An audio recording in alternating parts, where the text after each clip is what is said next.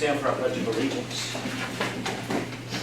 Pledge of Allegiance to the flag of the United States of America and to the republic for which it stands, one nation, under God, indivisible, with liberty and justice for all. At this time, we'll grant Cat permission to videotape the meeting. Ask if anyone else wishes to record. All right, seeing none. We have nothing on the chairman's update. And this town meeting is tonight, so that if you're watching this, you probably already know that. So, scheduled action, we have the UniAv agreement. Dan and Nora. We have reached a settlement with UniAv, just for a little bit of history, mostly for the benefit of anybody that might be watching. UniAv owns 2 parcels of property on University Avenue at the intersection of University Avenue and Canton Street. They're on either side of University Ave at that intersection.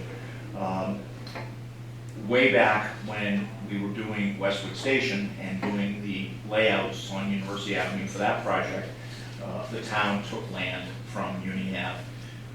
UniAv actually challenged those takings on the basis that the amount awarded was insufficient.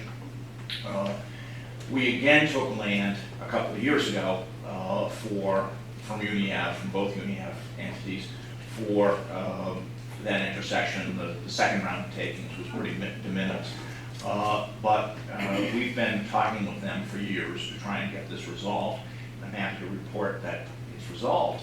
And it was resolved by the town agreeing to bring to town meeting a reduction in the minimum amount of acreage required in FMUOD district for a mixed-use project from 30 acres to 10 acres, which means that UniAv to take advantage of that, which so you can planning aspects of it, but the planning board and the town planner were very supportive of that. So the way that the settlement agreement is set up, so long as that amendment passes tonight, litigation's over, everything's dismissed, both rounds were all done. If it doesn't pass, UniAv just stands in the same shoes. This agreement terminates, and they have all the rights, and we have all the defenses that we would normally have. Okay. So it would behoove us to support the article tonight. It would, and in fact, the zoning amendment is dependent on it because the planning board's recommendation in favor is contingent upon an executed settlement agreement. Okay. So I have actually 3 copies of the agreement that is already executed by UniAv. Okay. Can we sign it then? Absolutely. Okay. So I move that we approve the UniAv settlement agreement, and I'll just leave it at that. Okay. And I will, out of necessity, I will second that motion. All those in favor, please say aye. Aye.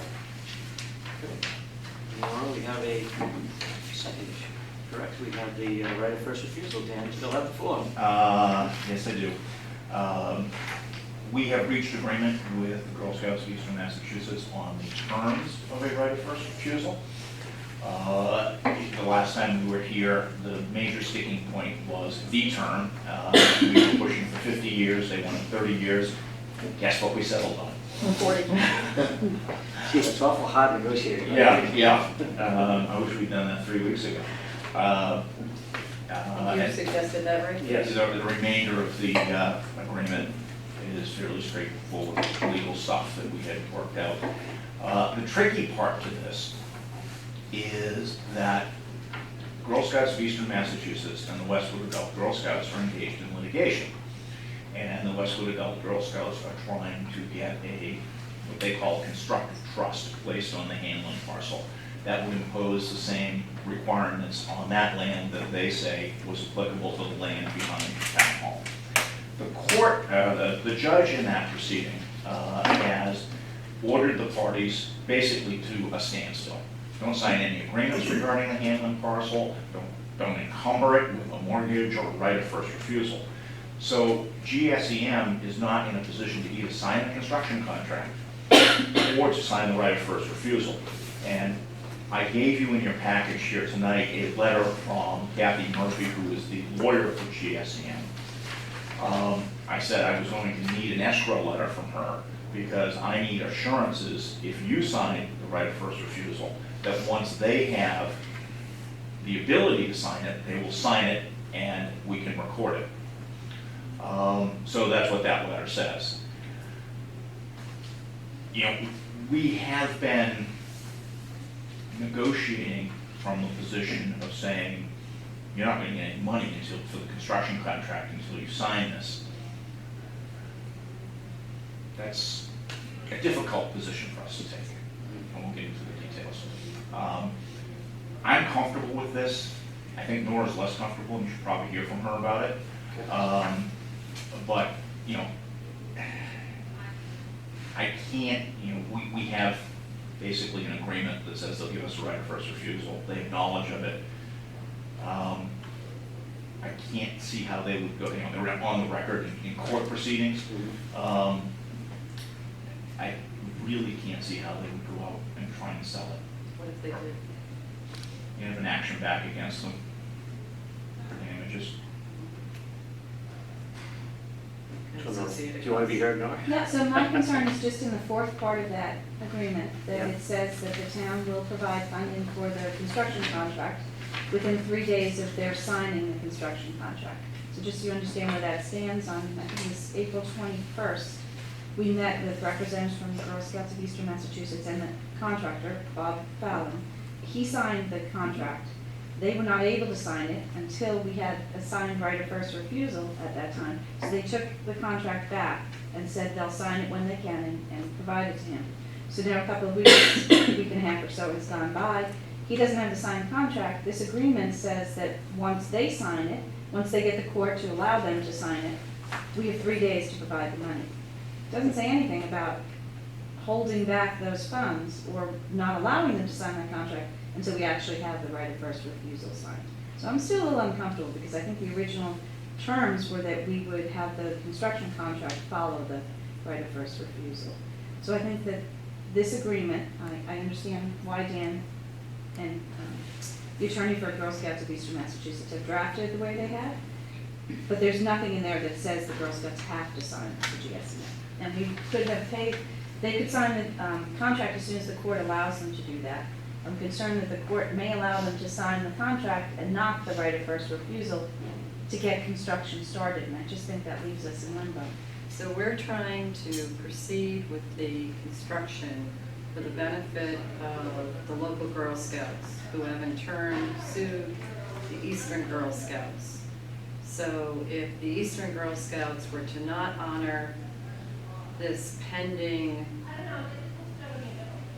understanding of right of first refusal, then we wouldn't be able to protect the interests of the local Girl Scouts. So it all goes back to the local Girl Scouts are the ones that would be harmed, Yes. and they brought the lawsuit that could result in bringing them to harm. The other thing. Did I connect those dots correctly? Yes, you did. The other thing is that, you know, we have an agreement, you know, a letter of mine dated February 5th by which we exchanged deeds, and there were other conditions to that. I know you've seen that in the past. That letter says that they shall grant a right of first refusal. If that contract gets signed and we didn't have a right of first refusal, I could go and record a copy of that letter, put that on the record with an attorney's affidavit, saying, here's the position we're in. You know, there's an agreement regarding a right of first refusal. There's a court order that they can't put any documents on record, that GSEM can't put any documents on record. That court order doesn't, we're not part of the lawsuit. So we can make a best good faith effort. I could go put Our a best cloud faith on the effort. title that says there's a right of first refusal, and that way everybody, you know, any prospective buyer would take it with knowledge, so they'd be subject to it. Question, Dan, could that be considered a violation of the court order at this point in time? We're not a party, are We're we? not a party. No, but we're aware of it, so. But we're What just doing standing our does, best to protect. what standing does a judge have to order a non-party at a hearing to do anything? Well, why would you let that stop them from? Well, in all seriousness, I understand, but we've received no direct notice of it. We're not a party to the hearing, and a judge is going to order us not to do something? What's his remedy? Hold us in contempt? Okay, we're in contempt. I think we're doing the best we can to uphold what we've agreed to with our hands tied behind our back. I mean, what we're doing here is what we've done all along, which is we take what we can when we can get it, in little bits and pieces and bites, and it's hardly perfect, it's not the way we'd like to do things, but it's been forced upon us. Do you want to do a recap for Mr. Ahern, or is he? Does Mr. Ahern need a recap? I don't think so. Okay. So you're asking us to proceed And with? asking you to sign the right of first refusal. Yep, I move that we approve and sign the right of first refusal. Second? All those in favor, please say aye. Aye. Thank you. We'll fix this. What a night. Good. What a night. Bless you. That's true. Three copies? Yes. Bless you. Oh, yeah, what you It's said. allergy season, I know. The rain, There you go. good thing it's raining, it'd be worse. The rain killed me. If the sun comes out after all this rain. Hide in the Time to basement. turn on the air conditioning. Stay in the house.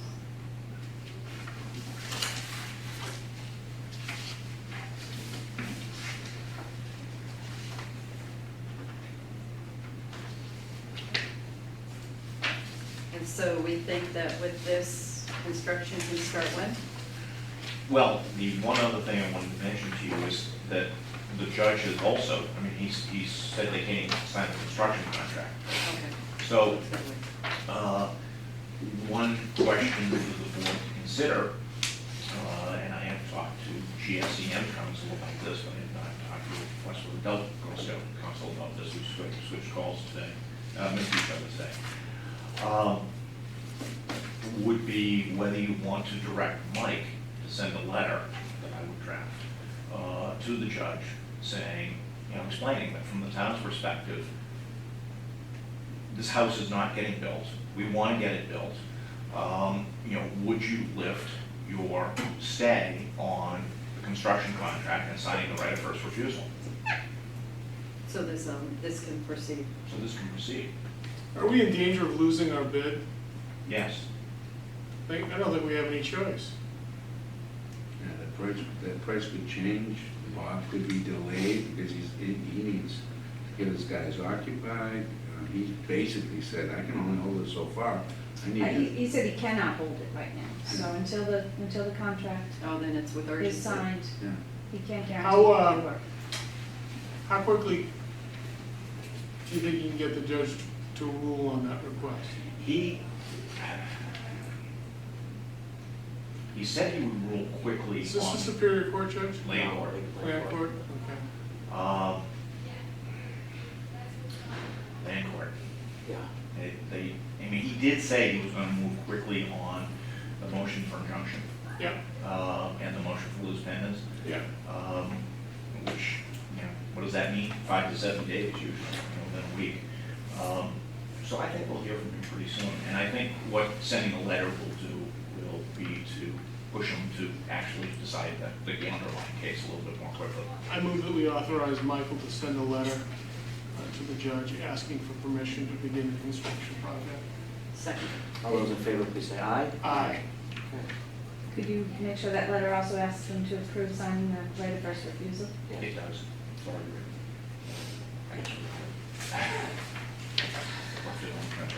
All right, we have our continued public hearing for Lifetime Fitness and Bistro.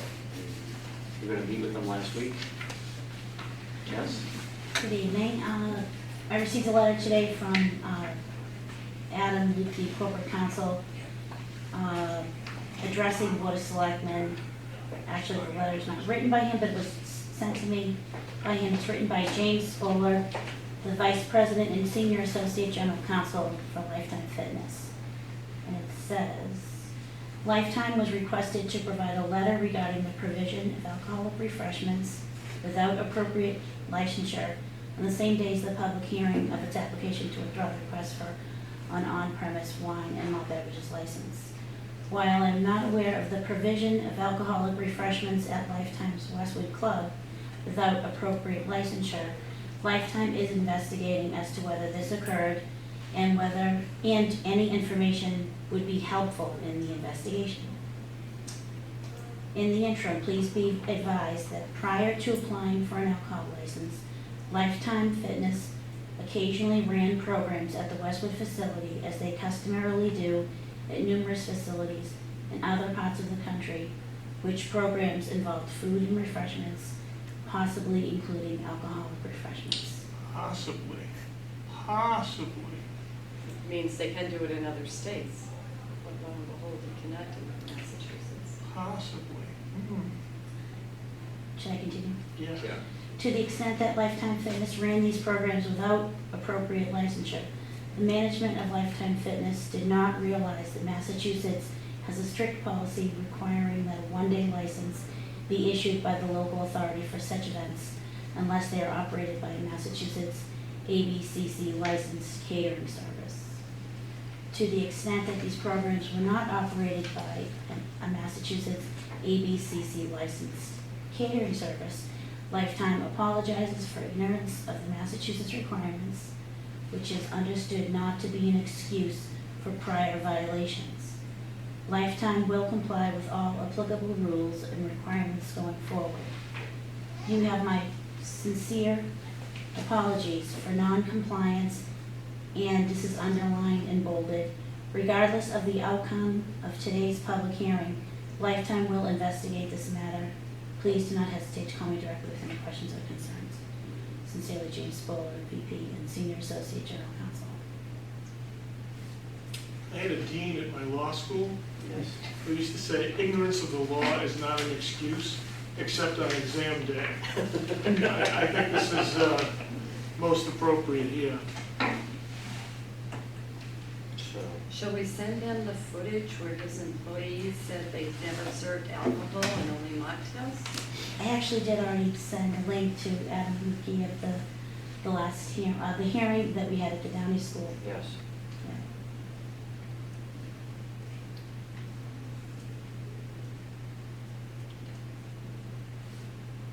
Well, they've sent in the request to withdraw without prejudice.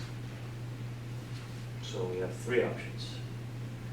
Allow withdrawal without prejudice, deny the application, or dismiss it with prejudice. I don't think we can dismiss it with prejudice. Yeah. I think they have the right to reapply. I don't think there's anything in our bylaws that permits. No, it's just, I'm sure it's just, Another option, and that is to Semantics. have them investigate and wait until they have the results of their investigation. You could do that, except I think the concern is that you would only have two of you who could vote on it right. after this. So I what would shall we love- do? I would love to deny them the license application. Make a motion. Putting that out there for conversation. Time is short. I move that we deny the license as applied for by Lifetime Fitness Bistro. I will second that. All those in favor, will say Can aye. I make Yeah. a statement? Yes. You may, before we take Here's a my vote. concern, I'm not counsel. My concern is that might open them up to an appeal directly to the ABCC at this point. And the ABCC's usually, Danny probably attests to this, usually state regulatory agencies have, because they're not locally involved, have a more broad point of view. And do we get to appear before any such consideration? I would imagine, yeah. You can recommend it. Great. It's just my warning. Okay. We have a motion on the floor. All those in favor? Aye. Aye. And I will abstain at this point.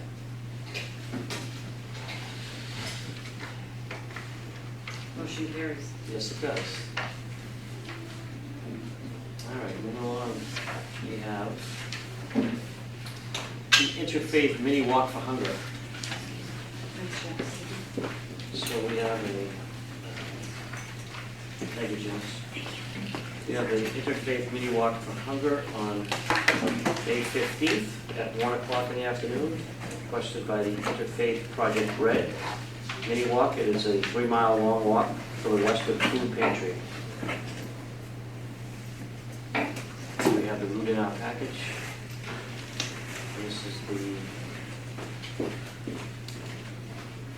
This is about the 5th year. I was gonna say 50, I'm looking It's at probably longer than that. Could be longer. Could be. I The memory fate goes first. Yeah. I move we approve the Interfaith Mini Walk for Hunger on Sunday, May 15th, starting at Temple Beth David, with a 3-mile walk that I believe returns to Temple Beth David. Contingent upon final approvals from police and Contingent. fire. Second. All those in favor, please say aye. Aye. Okay. Moving along, we have a request to fill a part-time position for a reference library. Yes, so Yes. Tricia, the library director, is here, and one of her employees, a part-time employee, has given her notice. She's receiving more hours or more responsibility at her full-time job, and she no longer works 4 hours per week that she works. Unfortunately, Tricia can't fill the job within her current staffing. No one can take that shift, so we'd like to post and fill the position for a part-time reference librarian. Move approval. I second that. All those in favor, please say aye. Aye. Thank you. Thank you, Erin. I'm sure you will have no problem filling that. Okay. Under old business, we have a review of town meeting warrants. This is probably the 10th time we reviewed it. The only thing I'll point out is that we did find that One typo. typographical error, and we Which put the one? moderator on notice.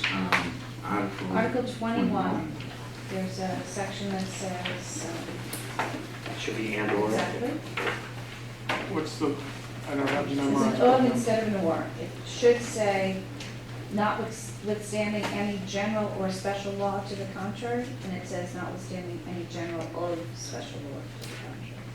So it's, It's been noted to the town moderator, I think it should be correct on that. it's on page 34 of your warrant. We don't have that. Yeah, So which number again? It's 21? Article 21, It's the, it's in section 1 of that article. Which article is it? Article 21, which The is the farmer's article market. for the farmer's market, home rule petition to sell one. General or special. And what happens procedurally on the town meeting floor? motion to amend. The town moderator can I think the request a town motion moderator to just- amend, or just correct the Just correct the typographical error. typographical error. It doesn't change the intent of the article. No, but it saves it from going to the Attorney General's office and getting kicked back, right? That's right. Correct. Okay.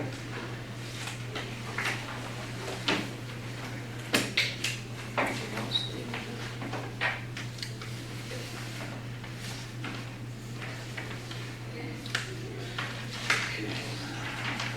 Moving along. What are we going into executive session? Yes, we are. We have regular minutes to approve. No minutes in yet, so I guess not. Okay.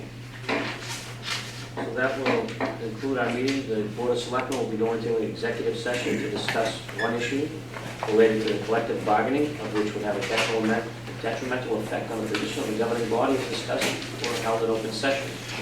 The board will not be returning to open session. We will be attending the annual town meeting. Our next board meeting will be on Monday, May 16th at 7:30 PM in the Selectmen meeting room in Town Hall. The board will be attending the annual town meeting at 7 o'clock in the auditorium at the high school.